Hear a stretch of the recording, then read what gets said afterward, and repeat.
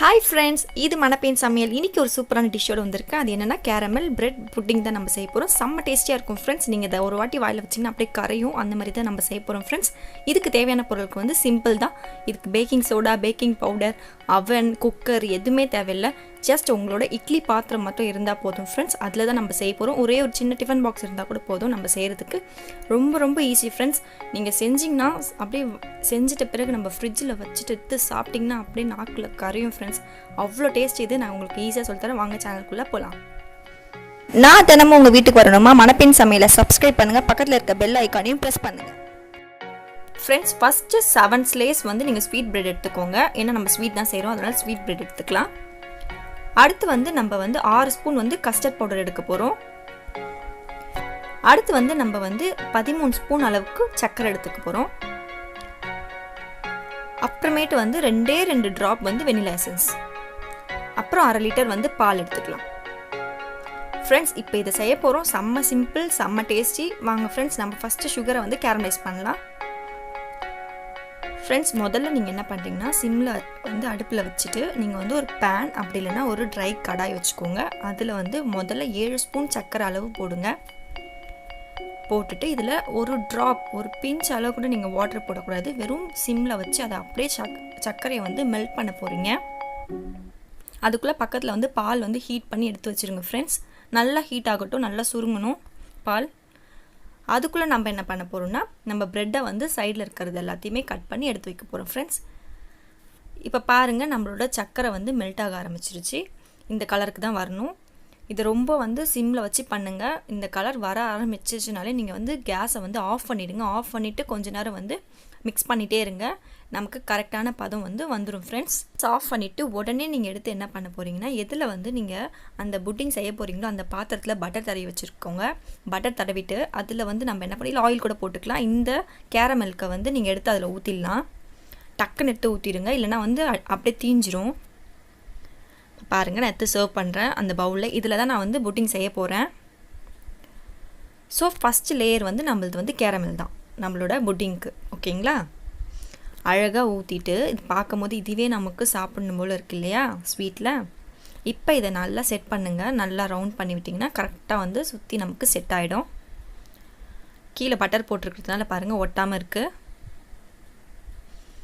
அடுத்து நம்ம என்ன பண்ண போகிறோம்னா ஃப்ரெண்ட்ஸ், இப்போ இது ரெடி ஆகிடுச்சு. அடுத்து நம்ம ப்ரெட்டை ரெடி பண்ணிக்கலாம். ப்ரெட்டை வந்து இந்த மாதிரி சைடெல்லாம் கட் பண்ணிவிட்டு நம்ம ஒரு ஜாரில் போட்டு பவுடர் பண்ண போகிறோம் ஃப்ரெண்ட்ஸ். இதை வந்து இப்போ வந்து நம்ம பவுடர் பண்ணிடலாம்.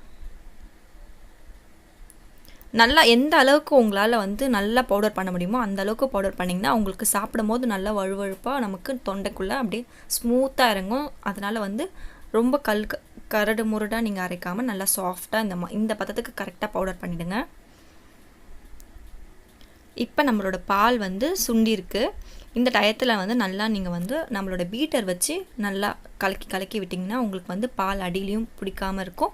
ப்ளஸ் நம்ம போடுற பவுடர்ஸ் இன்க்ரீடியன்ட்ஸ் எல்லாமே வந்து கரெக்டாக மிக்ஸ் ஆகும்.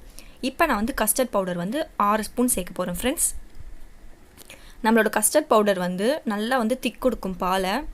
அந்த கேக் பதத்துக்கு நமக்கு கொண்டு வந்து தரும். அதுக்காக தான் கஸ்டர்ட் பவுடர் வந்து நம்ம யூஸ் பண்ணுறோம். கண்டிப்பாக இது வந்து நெசசரி. கண்டிப்பாக இது சூப்பர் மார்க்கெட்டில் இருக்குது ஃப்ரெண்ட்ஸ், வாங்கிக்கோங்க. நல்லா நம்ம வந்து ஸ்டர் பண்ணணும், நல்லா மிக்ஸ் பண்ணுங்கள். அதுக்கப்புறம் நமக்கு தேவையான அளவு சர்க்கரை முதல்ல 3 ஸ்பூன் போடுங்க. 3 ஸ்பூன் போட்டுட்டு நல்லா ஸ்டர் பண்ணுங்கள். உங்களுக்கு சுகர் போதும்னு நினச்சிங்கன்னா இதோட ஸ்டாப் பண்ணிக்கலாம். நம்ம கரெக்டான நம்மளோட புட்டிங்க்கு தேவையான அளவு சுகர் வந்து மொத்தமே 6 ஸ்பூன். 1/2 லிட்டர் பாலுக்கு 6 ஸ்பூன் அளவுக்கு நீங்கள் வந்து சர்க்கரை போடணும் பாலில். கம்மியாக சுகர் சாப்பிட்றவங்க 3 ஸ்பூன் போட்டிங்கனாலும் நல்லா சுகர் தூக்கி கொடுக்கும். ஏன்னா கஸ்டர்ட்லேயும் நமக்கு வந்து சுகர் இருக்குது. இப்போ அகைன் நான் வந்து 3 ஸ்பூன் சேர்க்குறேன். ஃபஸ்ட்டு 3 ஸ்பூன், இப்போ 3 ஸ்பூன், மொத்தமே டோட்டலாக 6 ஸ்பூன் நம்ம வந்து சர்க்கரை போட்டிருக்கோம். நம்மளோட பால் வந்து இப்போ ஒரு 15 நிமிஷம் நீங்கள் இப்படியே கலக்கிட்டே இருந்தீங்கன்னா இந்த பதத்துக்கு வந்த பிறகு நம்ம என்ன பண்ண போகிறோம்னா, நல்லா இந்த பதத்துக்கு கரெக்டாக வர வச்சுக்கோங்க. பால் பாருங்கள் எவ்வளோ திக்காக இருக்குது. நம்ம கஸ்டர்ட் பவுடர் போட்டதுனால இவ்வளோ திக் நமக்கு கிடச்சிருக்கு. கரெக்டாக 15 நிமிஷம் நம்ம கலக்கணும். அடுத்து வந்து நம்ம என்ன பண்ண போகிறோம்னா, நம்ம பவுடர் பண்ணி வச்சுருக்க ப்ரெட்டு தூள் வந்து நல்லா சிம் வச்சுட்டு போடுங்க. ரொம்ப எந்த அளவுக்கு சிம் பண்ண முடியுமோ அந்த அளவுக்கு சிம் பண்ணிவிட்டு கொஞ்சம் கொஞ்சமாக லேயராக போட்டு நம்ம மிக்ஸ் பண்ணலாம். அப்போ தான் வந்து அதில் இருக்க கட்டி எல்லாமே வந்து நமக்கு கரெக்டாக சீராக வந்து மிக்ஸ் ஆகும். பாருங்கள், நல்லா மிக்ஸ் கொடுத்துட்டேன். அதாவது இது வந்து எந்த பதத்துக்கு வரணும்னா, இப்போ நீங்கள் ஒரு இட்லி வந்து ஆவி கட்டுறீங்கன்னா அந்த இட்லியோட மாவு எவ்வளோ திக்னஸில் இருக்கோ அந்த திக்னஸ் அளவு இருந்தால் தான் இதை நம்ம ஸ்டீம் பண்ணும்போது கரெக்டாக நமக்கு அந்த புட்டிங் வந்து கிடைக்கும் ஃப்ரெண்ட்ஸ். இதான் வந்து இதோட பதம், ஓகேங்களா? அதாவது இட்லி மாவு பதத்துக்கு நீங்கள் வந்து இதை கரெக்டாக வந்து மிக்ஸ் பண்ணிக்கணும். பாருங்கள் ஃப்ரெண்ட்ஸ், நான் இந்த பதத்துக்கு கரெக்டாக மிக்ஸ் பண்ணுறேன். ப்ரெட்டை ஃபுல்லாக போட்டுட்டு இந்த டயத்தில் நீங்கள் என்ன பண்ண போகிறீங்கன்னா 2 ட்ராப் வந்து வெண்ணிலா எசன்ஸ் விட்டுக்கோங்க. விட்டுட்டு நல்லா மிக்ஸ் கொடுத்துருங்க ஃப்ரெண்ட்ஸ். நம்மளோட இன்க்ரீடியன்ஸ் எல்லாமே மிக்ஸ் பண்ணி ரெடி ஆகிடுச்சு. இப்போ வந்து நம்ம என்ன பண்ண போகிறோம்னா, எடுத்து நம்மளோட கேரமல் போட்டு வச்சுருக்க பாத்திரத்தில் இதையும் மேலே வந்து அடுத்த லேயராக நம்ம போடுறோம்.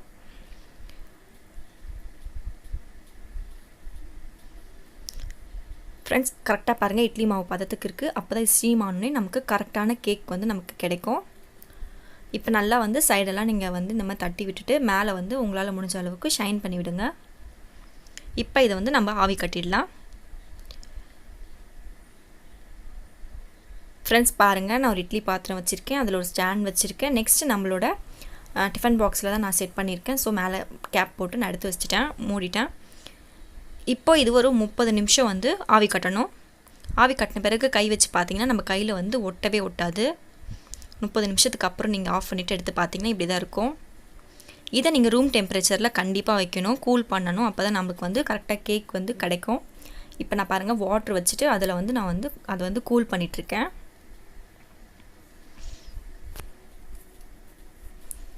ஃப்ரெண்ட்ஸ், ஒரு ½ அன் ஹவர் நீங்கள் இந்த மாதிரி கூல் பண்ணுங்கள். கூல் பண்ண பிறகு நமக்கு கேக் வந்து பாருங்கள் அல்கா நமக்கு பிளேட்டில் கிடச்சிருது.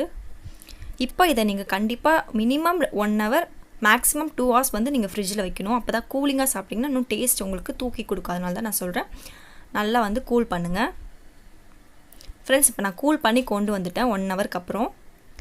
பாருங்கள் நம்மளோட கேக் வந்து எவ்வளோ சூப்பராக இருக்குது பாருங்கள். இது பேர் வந்து கேரமல் பிரெட் புட்டிங்னு சொல்லுவாங்க. செம்மையாக இருக்கும். டெசர்ட்லலாம் நீங்கள் வச்சு இதை சாப்பிட்டிங்கன்னா சூப்பராக இருக்கும். எந்த ஒரு சாப்பாடு சாப்பிட்டுட்டு இது ஒரே ஒரு வாயை நீங்கள் எடுத்து அப்படி போட்டிங்கன்னா அப்படியே நம்ம தொண்டையில் போயிட்டு அப்படியே கரையும் பாருங்கள். அவ்வளோ டேஸ்ட்டு கொடுக்கும் உங்களுக்கு. கண்டிப்பாக நீங்கள் ட்ரை பண்ணுங்கள், ரொம்ப ரொம்ப ஈஸி. இதோட பொருள் எல்லாமே சூப்பர் மார்க்கெட்டில் கண்டிப்பாக கிடைக்கும், ஓகேங்களா? உள்ள ப்ரெட்டு, வெண்ணிலா எசன்ஸ் ப்ளஸ் அந்த கஸ்டர்ட் பவுடர் மட்டும்தான் நீங்கள் சூப்பர் மார்க்கெட்டில் வாங்க போகிறீங்க. மீதி எல்லாமே வந்து வெளியில் வாங்கிக்க போகிறீங்க. ரொம்ப ரொம்ப ஈஸி ஃப்ரெண்ட்ஸ், கண்டிப்பாக ட்ரை பண்ணுங்கள், டேஸ்ட் பண்ணுங்கள். இதை நீங்கள் டேஸ்ட் பண்ணாமல் இருக்கவே கூடாது உங்கள் லைஃப்பில். கண்டிப்பாக நீங்கள் டேஸ்ட் பண்ணணும். ப்ளீஸ் ஃப்ரெண்ட், ட்ரை பண்ணுங்கள் வீட்டில். பாருங்கள் அப்படியே அப்படியே கரையுது பாருங்கள். அப்படியே நம்மளோட கேரமலில் அந்த கேக் வந்து அப்படியே கரையுது பாருங்கள். ஓகே ஃப்ரெண்ட்ஸ், கண்டிப்பாக நீங்கள் ட்ரை பண்ணுவீங்கன்னு நான் நினைக்கிறேன். நீங்கள் கண்டிப்பாக ட்ரை பண்ணிவிட்டு எனக்கு கமெண்ட் கொடுங்க. நெக்ஸ்ட் வீடியோவில் கண்டிப்பாக பார்க்கலாம். சப்ஸ்கிரைப் பண்ணாதவங்க சப்ஸ்கிரைப் பண்ணுங்கள். பக்கத்தில் இருக்க பெல் ஐக்கானையும் ப்ரெஸ் பண்ணுங்கள், ஷேர் பண்ணுங்கள். உடம்பை பார்த்துக்கோங்க ஃப்ரெண்ட்ஸ். பாய்.